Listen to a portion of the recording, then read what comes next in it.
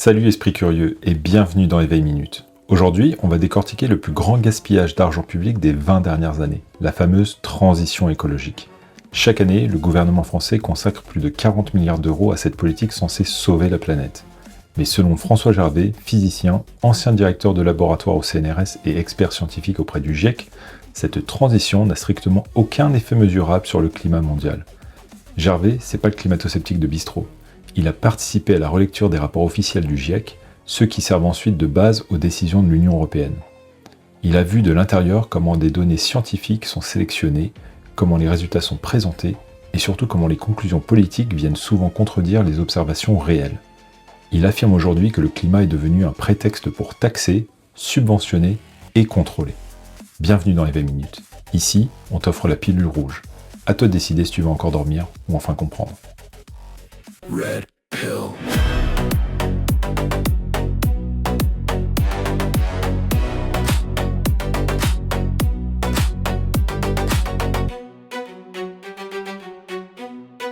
Red pill. Depuis plus de 30 ans, le GIEC, la Commission européenne et la majorité des gouvernements occidentaux présentent leurs modèles climatiques comme des vérités absolues. Ces modèles sont censés prédire la température de la planète jusqu'en 2100.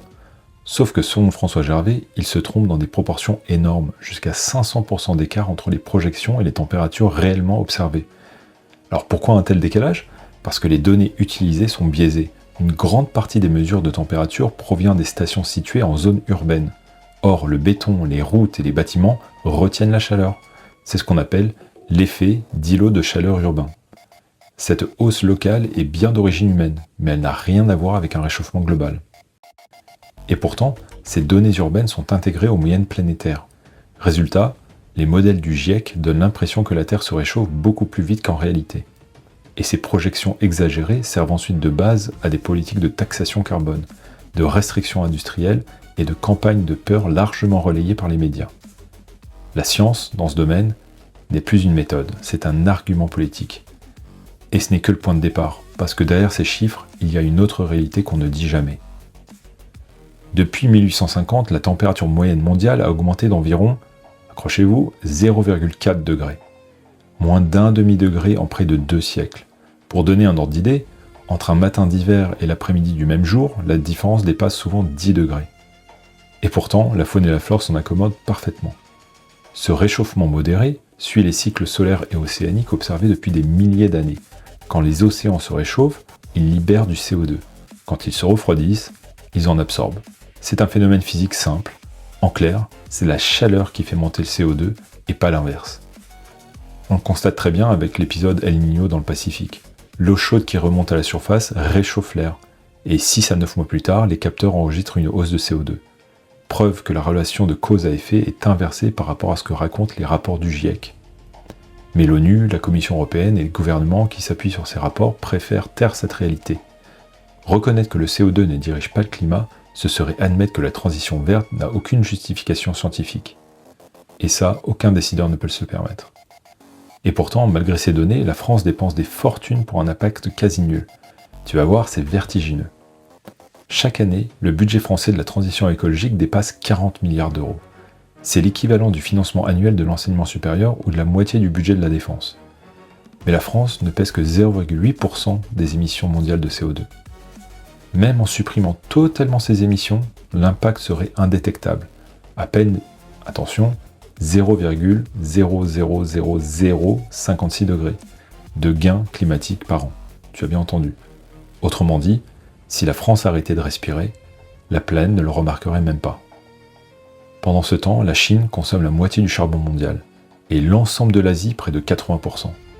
Les centrales à charbon s'y construisent plus vite que les éoliennes européennes, mais malgré cela, la Commission européenne exige des États membres toujours plus de contraintes. Taxes carbone, interdiction des moteurs thermiques, interdiction des chaudières au fioul. Résultat, les ménages paient plus cher, les entreprises ferment et les importations explosent. Une transition écologique qui ruine le pays pour un bénéfice climatique inexistant. Et pendant que les Français se serrent la ceinture, l'Europe continue d'alimenter le piège qu'elle a créé, celui des renouvelables. Le gouvernement français et la Commission européenne présentent l'éolien et le solaire comme des solutions miracles. Mais selon les chiffres de RTE, la consommation d'électricité en France est stable depuis 1993. Pourtant, la facture moyenne des ménages a augmenté de plus de 70%. Pourquoi ? Parce que ces énergies sont intermittentes. Elles dépendent du vent et du soleil. Quand il n'y en a pas, il faut rallumer des centrales au gaz. Et quand il y en a trop, il faut arrêter les centrales nucléaires qui, elles, produisent à coût fixe.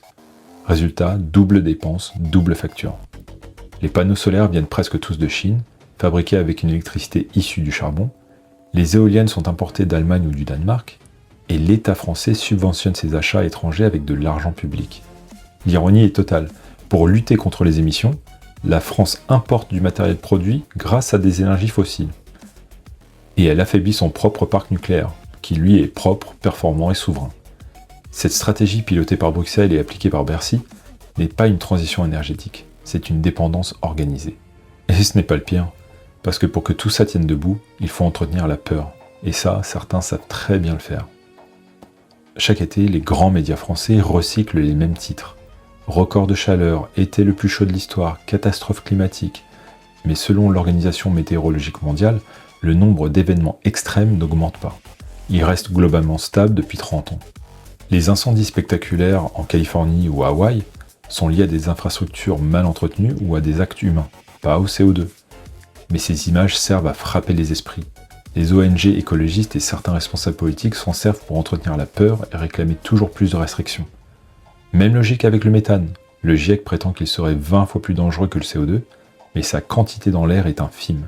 Son effet réel sur la température est négligeable. Pourtant, la Commission européenne s'en sert pour imposer des normes absurdes aux éleveurs. C'est une stratégie de communication. Plus la peur augmente, plus les citoyens acceptent les taxes, les interdictions et les sacrifices.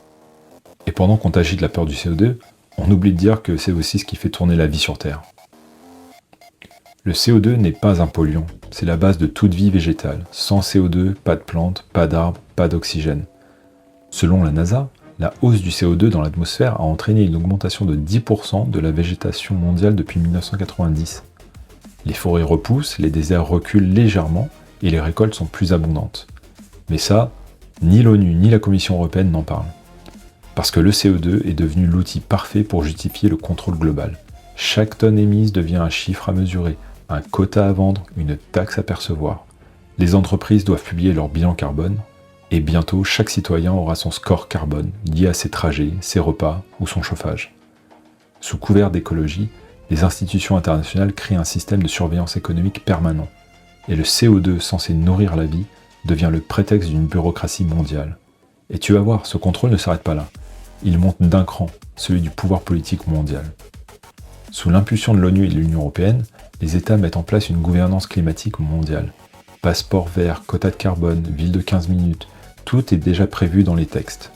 Officiellement, il s'agit de protéger la planète. En réalité, ces mesures permettent de contrôler la production, la mobilité et la consommation. L'écologie devient un cadre administratif. Le professeur Koutsuyanis, collègue de Gervais, l'explique clairement. Sauver le climat sert souvent de prétexte à un contrôle global. Pendant que Bruxelles multiplie les normes, la Chine, les États-Unis, l'Inde et la Russie continuent d'augmenter leur utilisation de charbon, de gaz et de pétrole. Ces 4 pays représentent près de 60% des émissions mondiales. Aucune conférence COP ne les contraint. Les restrictions s'appliquent uniquement aux pays qui les acceptent. Et devine qui paie la facture ? Les citoyens européens. Et c'est là que tout se rejoint, le climat, les finances, les subventions. Mais il reste une dernière question, la plus importante.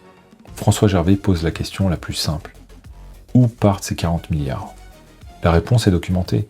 Une grande partie finit dans les poches des fonds d'investissement divers, des grands groupes de BTP et d'énergie impliqués dans les chantiers subventionnés, dans des cabinets de conseil missionnés par le ministère de la Transition écologique, et même dans les banques via les marchés européens du carbone qui encaissent des commissions sur chaque transaction.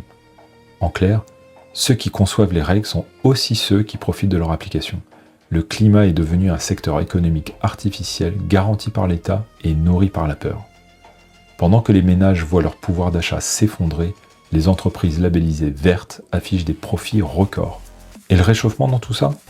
Toujours à 0,4 degrés en plus en 175 ans. Le climat reste le même, mais une armée de parasites s'est greffée sur la transition verte, vivant du système qu'elle prétend sauver. Alors, tu as pris la pilule rouge ?